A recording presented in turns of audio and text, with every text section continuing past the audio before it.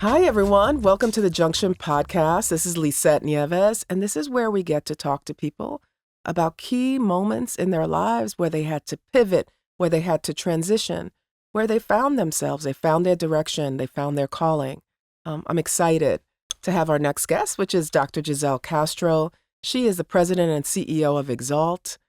She's going to walk us through what Exalt is about, but most importantly, we're going to have a conversation about what are pivot moments in our lives that have led to the choices we've made, and what do we do right now in 2025 to take care of ourselves so that we could have impact and really support the young people that she works with in 2026. All right, everyone. Good morning and welcome, Gisele Castro. Well, thank you. Good morning. And thank you so much, Dr. Nieves, for having me. And congratulations on your podcast, The Junction. It's not your first one. So I'm excited to be here and have a conversation with you. Great. Well, let's get warmed up a little bit. Okay. Let's go right into a couple of things. Sure. What is the first thing you do when you wake up in the morning? Oh, the first thing that I do always is that I sit up and I pray. Okay. All right. So there we do that. Mm-hmm. And so what was the last text you sent? The last text that I sent was to my sister and to my cousin, Saidi Burgos, last night. And then this morning I woke up and I received messages, from them. Okay, great. And so what do you do to center yourself? I do a lot, and it depends on how I'm feeling. I have had this practice for quite some time. I call it listening. So centering myself could be taking a walk. Centering myself could be a call to my mother. Centering myself could be just sitting down and literally taking deep breath. Or centering myself could be going to a space where I know that I will receive the right energy. Thank you for that, Gisele. And so the reason I really started with those is because I actually want to get into the work that you do, right? You work with justice-involved young people, and I want you to talk to us about what is Exalt. But it's so important how we show up in this work, and that we're centered and that we're present to do our best work. So walk me through what is Exalt and what brought you to Exalt. So Exalt is, I will describe it this way to you and to the audience. It's a philosophy. It's an idea, it's a concept. It's a true fundamental belief that all young people, they know their purpose in life and they could thrive. But specifically, working with justice system involved youth, they haven't had exposures and opportunity. So at the core, fundamentally, it's working with young people ages 15 through 19, adolescents, supporting them resolving their court cases, and that could run from family court, criminal court, Supreme Court. Academic support, that is completing their high school degree, GED, going off to college, and career exploratory opportunity is through a paid internship model, which then leads to a second internship, vocational track, and into a career. And so I want to slow us down a bit because I think this is important. And I'm outing myself as not just a fan of Exalt. I get to chair the board. Yes, you do. So I'm really honored because I get to have this conversation with you. But I get to see the work you get to do in transformation. Yes. So you say it in passing really quickly, but what does it mean to exit a case, to expunge a case? Walking in to a courtroom for many young people with Exalt feels like a miracle. We created a court advocacy model, knowing and understanding that within our family court system, unfortunately, the family court, they need to see substantial progress before they make a decision in terms of an outcome of a young person. So they're looking at their education background, they're looking at their family dynamics to then determine whether a young person could stay home, whether a young person is not a threat to the public, and whether a young person can actually make substantial change. Within criminal court, Supreme Court, they're just the charges. Right. It's typically, the background information is a moment in time, and that moment in time could be an error that a young person committed, but then you have the judges and the DAs who are charged with public safety trying to make a determination whether this individual, this young person, should be at the same, conversation like release. So the organization took on a model which works with the judiciary and says, we will be able to provide meaningful services to a young person to tell a objective narrative. And that is the progress that the young person is doing, but also a plan forward. Right.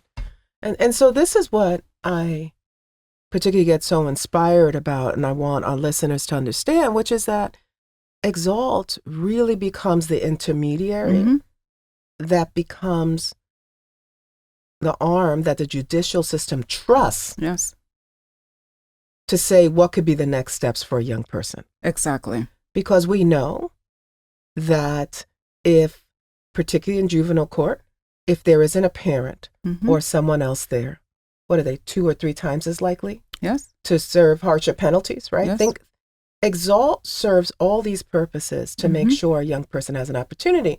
I think the other thing about exalt, and I want to get to what got you to exalt. You and I are both Boricuas from New York. Yes. We could say it, right? We are. We're Boricuas from New York. We really are. We're here. You're from the Bronx. And you're from Brooklyn. I'm from Brooklyn, yes. And we were raised in the stop and frisk era. Right?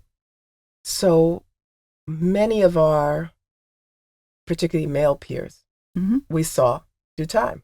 Yes. Right? For minor infractions, I would say. There wasn't an exalt. Correct. What brought you to this work, right? Because I know what brought me to caring deeply about it, right? And it was stop and frisk, to be quite honest, right? But what brought you to exalt? Why did this become something that you know you needed to lead? I'm going to explain it in 2 ways, because depending who I'm speaking to you. You understand a lot, but I'm also speaking to a group of people who may not understand the complexities. Early on, I wanted to be a journalist. I really believed that I would be traveling the world covering media. And it was at the age, my brother was 14, and I was 8 years old. He was shot. And I remember walking in, and you remember that we didn't have cell phone. We used to have that, that telephone, and my mom screaming. And we didn't know whether he was going to make it or not and live. Well, later on, I found out that he was shot by his best friend. At an early age, I knew there's something wrong here. Later on, like many, right now, research begins to show that people who have this type of trauma, they're nervous, they're fearful, something else happens. Later on, my brother was arrested.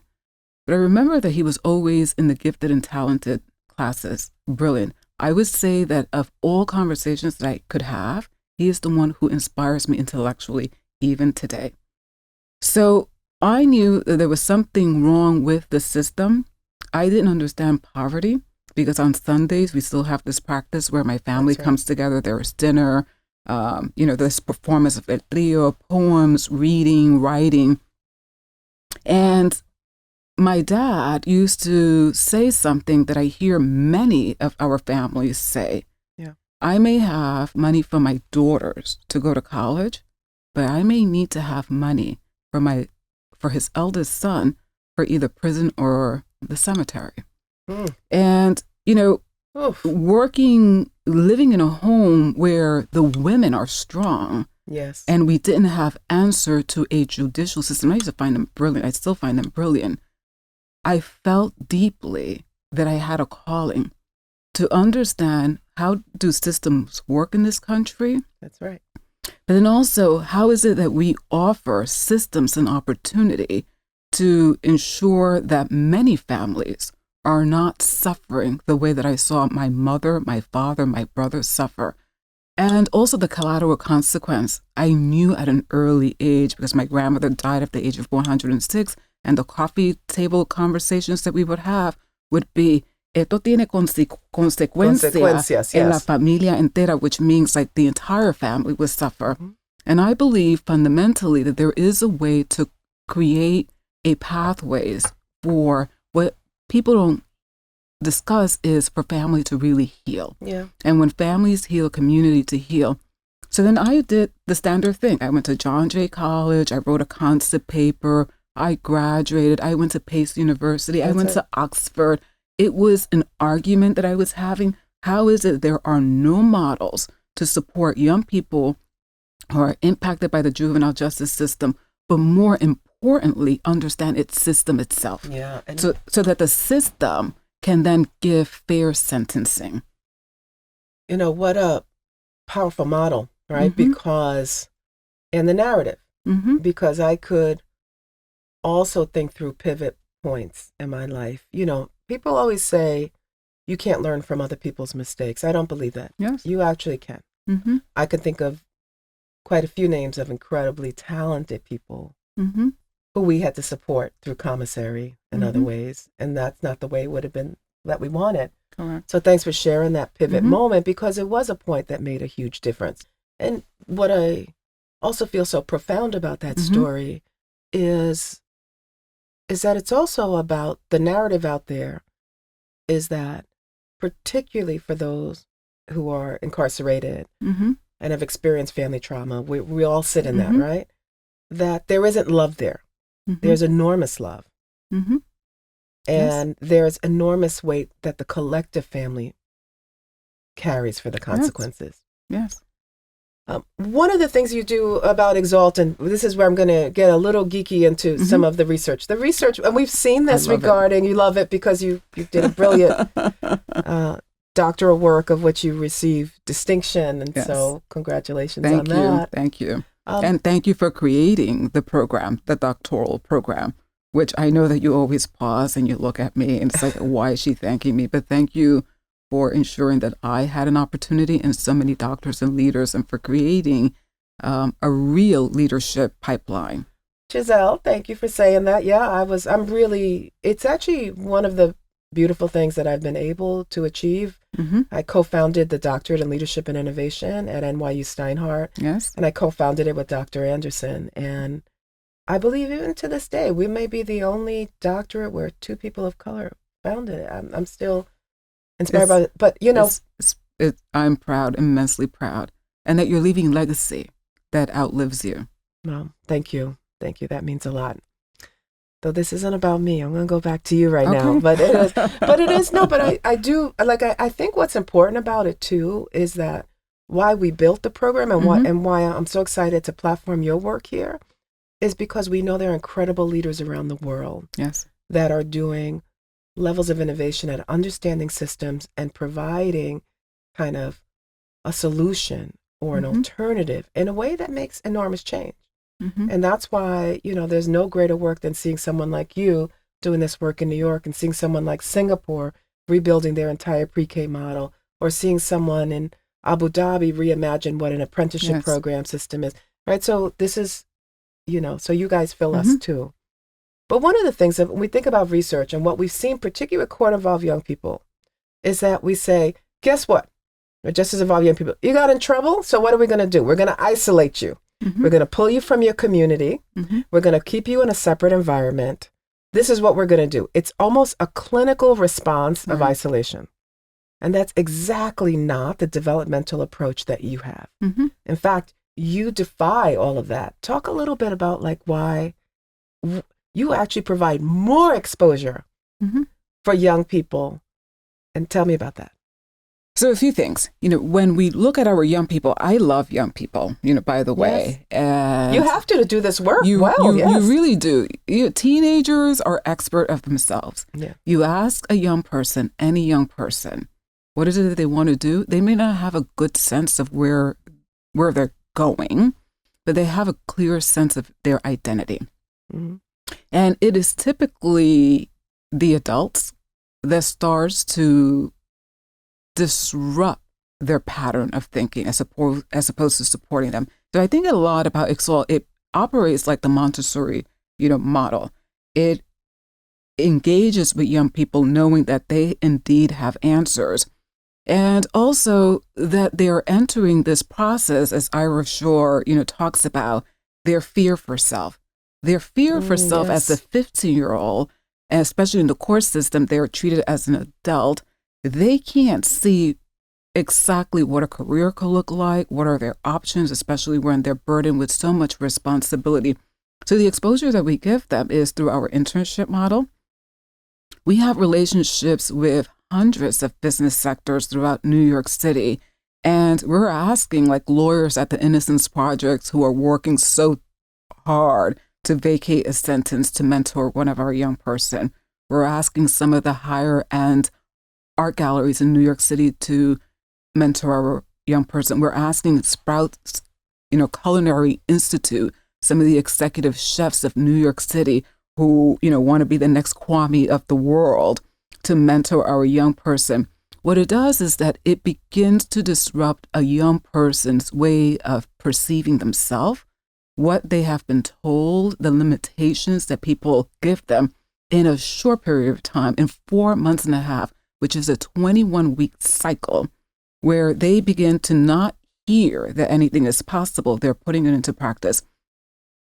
The reason why I bring up 21 weeks, because we also align with the stages of change. That's right. That framework, which suggests that if you give someone, anyone, an adult, a child, a teenager, 21 weeks of rigorous practice, their behavior change. Yeah. It is embedded in their wiring of their brains, intrinsically. It's practice. It's habit forming. It's habit forming. Yeah. And it's so powerful. And I also have the honor of being able to have done research on Exalt. Mm-hmm. Dr. Anderson and I went in and talked to the alums, and this piece, which I think is so important, particularly for young people, is in part of examining themselves, realizing that there are assets. Yes. Is that they could also help heal their trauma, but their family's trauma too. That's right.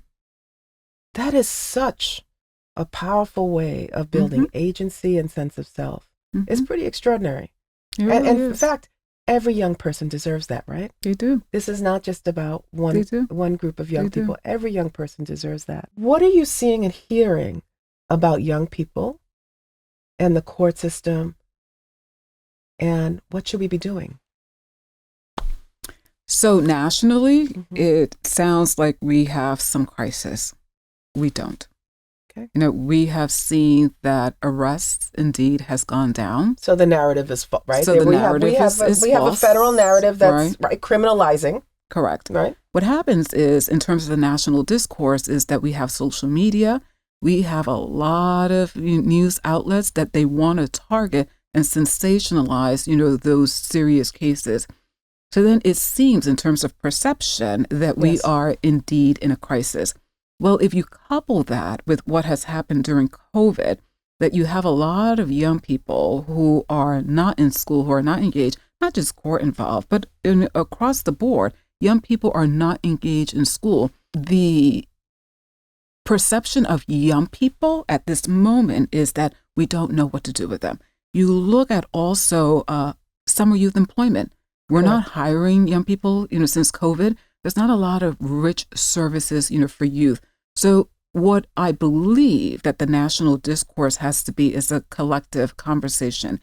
How is it that young people in school, all of them thrive? How do we prepare our youth and our future, as opposed to what happens is a paralysis? It's a sense of fear that things are, being eroded, that things are changing. And our young people literally are offering us a blueprint. I believe that they have said more than once that they're not trusting of systems, that they do have answers, that they can innovate. So this is a real call on our adult thinking. Yeah, and one of the things on the adult thinking, and this is where definitely our research overlaps, which I think is a pretty important point, is you're working with young people between 15 and 18, right? Even younger in some cases. When you think about that, that's the exact age that is locked out of internships and job opportunities. Right. Summer youth employment has become much more community college students. Think about that, right? Think about the employment market. We grapple with this romantic notion of adolescence where young people want to work as part of their identity, and yet don't have those opportunities. That's right. Right? So couple that with feeling disaffected at school and other things like that, right? So I bring that up because that's so important that we think about 15 to 18-year-olds. We are not giving them the opportunities to work and express themselves. in ways that helps all young people. Yes. You and I could talk for about 3 more days. There's no question, really, right? And we just scratched the surface. We haven't even gotten into leadership. We haven't gotten into all those other things. No. But I want to end on something that is about leadership. And it's like, what have you learned about yourself through this journey? Right? Why have you anchored here? Why do you remain anchored here? One thing, and I was reflecting on this because there's so much that I could talk about and share in terms of leadership. But I've been thinking a lot about like this leadership is deliberately cultivating a network that is different from me. And for me, leadership is learning about other, whatever it is, but having conversation and being in dialogue with people who are thinking about the future differently than I am. And I believe that in order to become a great leader, and this has been my takeaway, it's not that you're planning for consequences, collateral damage. Right. It is that it is more difficult to be a creator. Yes. Because in order to create the future for young people who are always here and present, you have to understand what are the systems, opportunities, and barriers, and then who are some of the drivers. So for us at Exalt, drivers are philanthropy. And every funder is a different funder. Every boardroom in a foundation is a different boardroom. So it's like, think about like the complexity of understanding all of those thinkings and all of those strategies. Business sector. Every business sector has a strategy. So if we're placing young people in internship. And then what tends to be constant is like the education system. You know, it's like it is like scoring the same. But for those of you who may not know this, one of the spaces that innovates, and we were together at SOMAS and we heard, some of the judiciary speak, they're innovative. However, as they're innovating mental health, education, their fellows, in terms of their DAs coming into New York City, to practice, you have to be current. Well, I want to say this to you. I want to thank you, Gisele, because Putnam, who writes a lot about community, he talks about bridge builders and bonders, right? These two roles. You have literally created an ecosystem where you do both. Yes. Where you bond the young people to a sense of cultural, professional, educational identity that is not narrow, that is broad and expansive. And you build bridges in an ecosystem to make sure that you don't do it alone. And so I thank you for that work. Well, thank you. Thank you so much. And thank you so much for everything that you have done, not just for Exalt, for me, for the organization, the community globally. Thank you for being such a talent and such a force. And for those of you who want to learn, listen to Lisette's podcast. All right. Thank you. Thank you, everyone, for tuning in to the Junction podcast, where we have the opportunity to talk to incredible leaders like you just heard from Dr. Gisele Castro. Looking forward to having you hear more people talk through what are the points in their lives where they had to pivot, change, reimagine, build, inspire, and create. And I'm excited to have you part of the conversation as it goes forward. Thank you. Thank you for listening. At The Junction, we reflect on the moments that make us with today's most impactful leaders. The show was created and hosted by me, Lisette Nieves, and produced by LWC Studios. This show is available everywhere you listen to podcasts and on YouTube. I encourage you to share video and audio episodes by linking to them on social media, websites, and by sharing them in your online affinity groups. Our executive editor is Juleika Lantigua. Michelle Baker is our senior producer. Allison Rich and Cesar Ventura provided administrative support. CDM Studios is our live recording location. Our theme song is La Juntura Cultural, arranged by Randy Saraguchi Jr. and the Alpian Woodard, produced by Randy Saraguchi Jr. and recorded by Pharmacy Studio. For more information and episode transcripts, visit lisette-nieves.com.